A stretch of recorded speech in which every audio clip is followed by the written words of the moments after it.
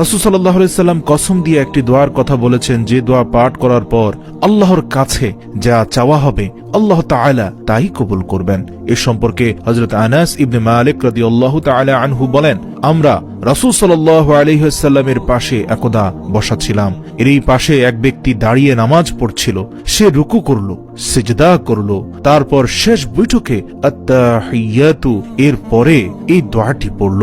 দোয়াটি হচ্ছে, আল্লাহুম্মা ইন্নী আসআলুকা বিআন্না লাকাল হামদা লা ইলাহা ইল্লা আনতা المنان بديع السماوات والأرض يا ذا الجلال والإكرام يا حي يا قيوم إني أسألك। অর্থ, হে আল্লাহ, নিশ্চয়ই আমি তোমার কাছে চাই, কারণ তোমার জন্যই সকল প্রশংসা, তোমাকে ছাড়া কোনো উপাস্য নেই, তুমি সর্বাধিক দাতা, হে আকাশ জমিনের সৃষ্টিকর্তা,